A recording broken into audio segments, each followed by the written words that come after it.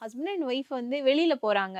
வெளியில பிக்னிக் போறாங்களோ, இல்லது ஒரு நல்ல ஒரு மேரேஜுக்கு போறாங்களோ, அங்கலாம் போய் பயங்கரமா என்ஜாய் பண்றாங்க. ஈவன் தோ வந்து டான்ஸ் ஆடுறாங்க. அத ஸ்டேட்டஸா கூட போடுறாங்க நெறைய நம்மளுடைய சோசியல் மீடியாஸ்லாம். ஆனா எப்ப வீட்டுக்குள்ள வர்றாங்களோ, அப்ப பயங்கரமா 2 பேருக்குள்ளயும் வந்து சண்டை பத்திக்குது. அது எப்படின்னு சொல்ல முடியாத அளவுக்கு ஒரு பயங்கரமா சண்டையாறுது.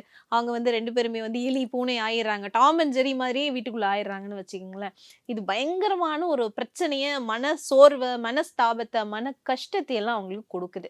இந்த மாதிரி அமைப்புகள் வீட்டுக்குள்ள வந்தா மட்டும் ஆகுது அப்படின்னு சொன்னா, அதுக்கான காரணம் என்னவா இருக்கு? அந்த வீடு என்ன மாதிரியான பாதிப்புக்கு உள்ளாகி இருக்கு அப்படின்னு நம்ம எடுத்துக்கலாம். இதுல வந்து இந்த மாதிரி வந்து குடும்ப உறவுகளுக்குள்ள ஹஸ்பண்ட் அண்ட் ஒய்ஃபா இருக்கட்டும், இல்ல மற்றவங்களா இருக்கட்டும், யாராவது ஒருத்தர் வீட்டுக்குள்ள வந்தவுடனே ஒரு பிரச்சனை இருக்கு. வெளியில போய் நல்லா இருக்கேன் அப்படின்னா, ஃபர்ஸ்ட்டு கவனிக்கப்பட வேண்டிய திசை அப்படின்னு பார்த்தீங்கன்னா, வடமேற்கு.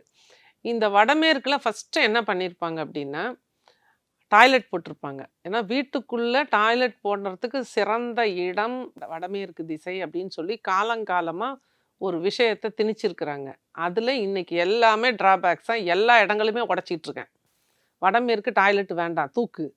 இந்த அதாவது தெற்கு மத்திய பகுதியில போடு அல்லது மேற்கு மத்திய பகுதியில எக்ஸாக்ட் வடமேற்குல வேண்டாம் டாய்லெட். அது மாரி தான் நீங்க வாடகை வீடுகளுக்கு போனாலும் இருக்கும்.